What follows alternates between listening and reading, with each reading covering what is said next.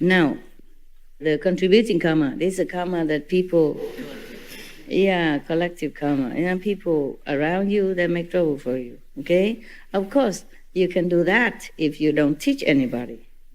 If you're alone, practicing all for yourself and maybe indirectly, automatically, by the way, influence your 5, 6, 7 generation.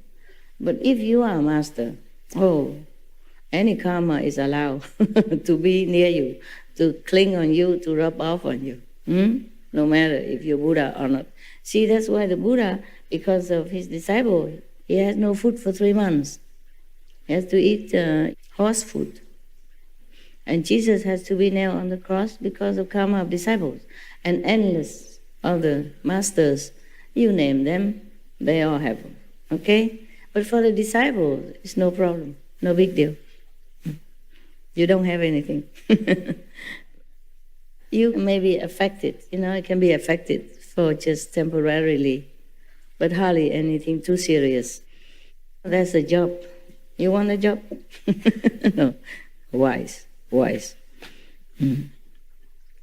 see, this man, he's probably later on, the world call him precept number 1, just like Ananda is memory number 1, and Wunsu,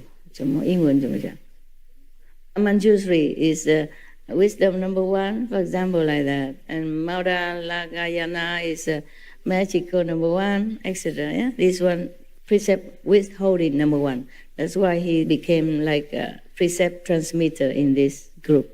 Whoever knew a karma, he probably transmit the precepts. Because he's a law holder in this assembly. Yeah. So that's what he thinks, yeah? Precepts, yeah, and controlling your mind, your body. Don't let it ruin you. Don't let it rule over you is a method, right? Now, Maugayayana arose from his seat, bowed at the feet of the Buddha, and said to the Buddha, "Once when I was out on the road begging for food, I met the 3 Kashyapa brothers. 3 of them. One name is Uruviva, another one named Gaya, the other one named Nadi, who proclaimed for me the third come one's profound principle of causes and conditions. I immediately brought forth resolve and obtained the great understanding. Just to hear the cause and effect, he determined to obtain a great understanding, meaning he resolved he must get enlightenment. Yeah, he resolved at that time, because sometime maybe he became a monk under the Buddha, but he has not completely determined in his mind to get enlightenment. Just too comfortable.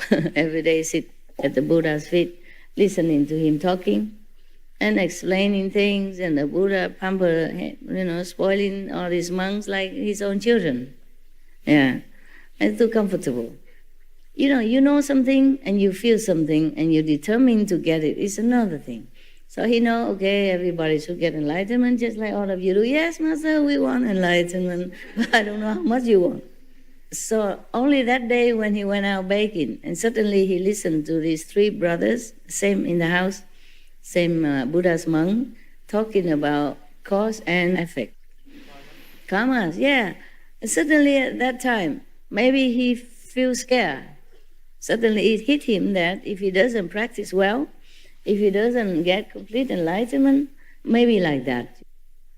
Every day he took things for granted. Yeah, I have a Buddha. Buddha will save me. Just don't even think like that. Just too comfortable. Just sit there. Doing not much. Maybe don't meditate very well the way you do. You meditate better, right? Huh? How did he learn so fast after he went outside and started? It just happened, okay? Just like sometimes, suddenly, you listen to me for years, the computer, or internet.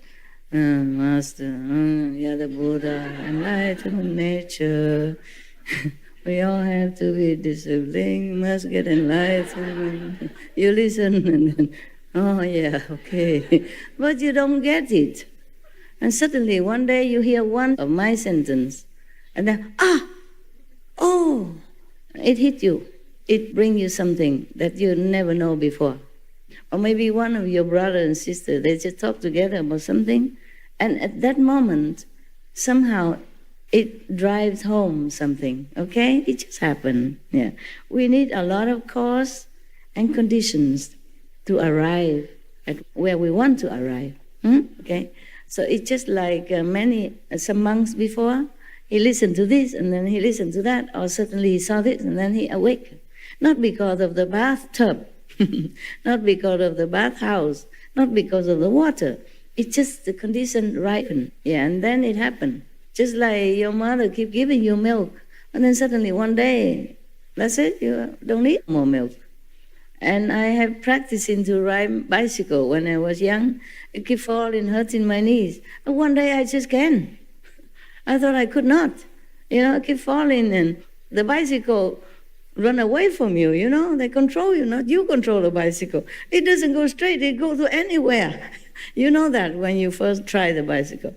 Just one day I just can, just like that. See? Yeah. Time, Yeah. Just time, just the right time, yes. And probably these three brothers talk to each other about the bad consequences of bad action, yeah? Like you could go to hell forever or suffering forever. Just like one of the sutra, Maugalayana. One day he also had to take one of his disciples to go to see hell, see all kind of suffering, to wake him up. See that? Now these three brothers was talking probably about something very terrible that happened in hell. Maybe because they themselves saw it. That's why it makes more impressive influence on Maugalayana. Understand? The Buddha say, okay, if you don't practice, you eat meat, you drink wine, you go to hell. Everybody knows that already, yeah? It didn't hit him until that day. Personal experience from these three brothers tell me, my God, yesterday I went to hell. Not went to hell maybe, but hell was open for me to see the scene that people suffer in there, or the beings suffer in it. It was incredible. It's unbearable. And then it hit him that it's true, it really has hell. And people, beings truly suffering in there. A turning point in his life, it hit him. So he became determined to pursue Buddhahood, at least enlightenment. Otherwise, he don't want to go to hell like that. Yeah. The third come one accepted me, and the kasaya was on my body, and my hair fell out by itself. After that, he came to the Buddha to want to become a monk then. Maybe he was just a lay person before, and just come and go, don't care. What for? Become a monk. A monk eat one meal a day. How can I bear it? I stay at home. I still have this and that. I eat good food and still can get enlightenment. You see? The Buddha did not say that all of us have to be monks in order to have enlightenment and to reach Buddhi. So why bother, Only then it hit him and he ran to the Buddha, became monk. And the kasaya means the big robe, the most outer robe of the monk. It's like a blanket. Before, you just wrap on your shoulder. Nowadays, they make a button or something here so that it don't fall off. It's just a blanket that mostly Hindu monks still using it. They have a blanket, they carry it on their shoulder, so it's convenient, And then monks, they have it. They carry it everywhere. They can spread it on the floor to sleep. They can cover themselves, or they can cover when they take a bath in the Ganges, so they don't be too indecently exposed, or change the clothes, something like that. Finally, until this day, in some country it becomes like a must-have, but it doesn't have that practical function anymore. Because in India at that time you have only one inner garment, maybe another cloth or inner garment, and then outside you have this. And you cover yourself from the shoulder on down all the way to your feet when you walk. It's for distance. And also when it's too hot, you cover shorter, for men it's easy. The Hindu monk, they have that, okay? They have only maybe a short or a long cloth underneath, And they have a kasha. Some have more, maybe a t-shirt on top, saffron color or pink color, yeah. Or maybe not, just that this wrap around, and they use it for many things, yeah, to even filter their water. They use a corner of it, pour water into their gurk or something, or their bowl to filter. In the old time they do that because they don't have other means. Especially if you are wandering monk, how can you carry all kind of filter bottle, filter machine with you, nah? Or here you have all filter water, clean, yeah? Yeah, very good. So that's called a kasha, yeah? And nowadays they make it more official and in the old time the kasha will wear out sometimes. And the monks, of course, will mend it with their little pad of cloth. And the more patches, meaning the older, more senior in the monkhood, yeah? And nowadays they all sew it all up for you already. many, many pieces on your kasha. Just symbolic, mean that you mature in monkhood, that you are bhikkhu and bhikkhuni, yeah. But in the old time, there was a very practical piece of clothing for the monks and for the nuns, yeah. The nuns, of course, has to wear more. The monk is easy. Even just that is enough. And they wash it and they wear it immediately. Mostly they have only that. They don't have double to change. I had almost like that when I was in Rishikesh, except it's white. I had 2 pairs. Because if a woman, you get wet, it clings to your body. It's not good. So if it's wet, I change. So I have 2 pairs, but very thin so that I can carry around, okay? And some undergarment, of course, all right? So I had only 2. I wash and I wear immediately. Just put on the rock and you wrap around with something, and then you wait, you meditate, and then your clothes dry, and then you go home. Oh, I feel very nostalgic. As long as I'm along the Ganges River, I do this thing, yeah. I can't remember so many places I went, yeah. That kind of life is my life. That really is my life. I was so happy. I did not even think that I'm happy or not happy. You just feel, empty of everything. You just fine. You just live your life. That's the life that I want. And I always love that kind of life. That's the happiest time of my life. That reminds of the poem On a Riverbank. Yeah, I also said On the Riverbank. And that's where the poem came from, the song came from. Also another one I made for the Buddha birthday, also on the Ganges River. Yeah, these poems are real, real scenery. Yeah. I really love to have that kind of life. You have no idea. You have no idea. You have no idea how I love that kind of life. The other day I was talking to a sister from India, and we were saying if we could organize a retreat back in Rishikesh or something. You mean me? Are you? Probably we could have worked. All of you? Yeah. I don't know if they have such a big place for you in Rishikesh. It's kind of mountainous, yeah, and some ashram are very small. There's a lot of temples. Temple, but you not for all this. Small temples, yes. Yeah. And they let you stay 3 days only. Every resting place in between or temple, 3 days you can stay. Because others can come, otherwise you keep staying there and you become owner of the temple and no other pilgrim has no place, you see? So the rule, 3 days, yes, maximum.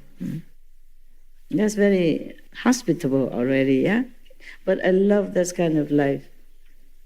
I don't remember any time, even during my marriage, good marriage, would I have been so happy as that time in Rishikesh.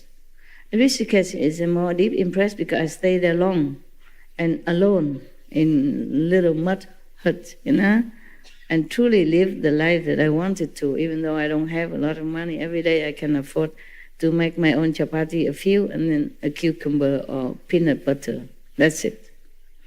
If I eat an extra samosa, the next day I have to to skip lunch. Yeah, it's cheap, but I didn't have a lot of money at that time. It had to last. I didn't know how long I stayed. Now I think about it. That's the happiest time ever, of my life. Happiest time. And if I could do it again now, I would be ever so happy again. I imagine that. That is for sure. I know what I want. But we don't always have what we want in life, you know? Life takes us different paths. We just accept it. That brings me to another topic. The brother asked me, oh, just one more 10, and this one is bigger for you, Master, more comfortable, bigger, larger. I said, no, I have one already, and I'm happy in it. Why have another? He said, well, just one more in case. I said, no, one more is too many already, because now I already have a lot of things. When I first came to the cave, I'm happy. I have only a few pair of clothes hanging on the string at the window, you know. I don't even have where to hang. I tie the knot between one door and one window to make it like a triangle, empty spot, so I can hang a few pair of clothes. Yeah, and I intended to live like that. And because I forgot that I need to go out and appear in the public and then, you know, conference this and that. And then so they bring clothes in, and then because a cave was leaking, originally I put clothes somewhere else, so I don't want to put it in my cave. I want my cave just empty like that, as is. I don't even want one more chair inside, just sit on that step so that I can use it also to climb high if I need. But then they brought in a big television. Fine, okay, it's good for me to check out sometime SMTV. And then later, because of my dogs, I have to move my dogs to where I put the clothes before. I used to live in the VIP house and one room and put all the clothes in there. That was temporarily during the first retreat. I don't want to stay there. I didn't want to. Any houses, don't want to. And have garden and lock gates and everything, you know. So then I moved to the other emptier house. But then the dogs came and they want to see me, and I don't want to go to the VIP house to see the dogs. The dogs stay in the VIP house. I stay in the cave. So I have to move the dogs there so that I can see them often to see if they're okay or not okay, if they're well taken care or not. You know, you can see that if you see them often, yeah. And every day I go there and make it into my office, yeah. But that only when I see the dogs. And when I don't see the dogs, then I bring work back to the cave and work there. Also there is electricity, light, yeah, they put it in. Before I don't have. If I don't have to work, I don't need electricity either. When I first came, I did not even have this heater fan. Nothing. And okay for winter too.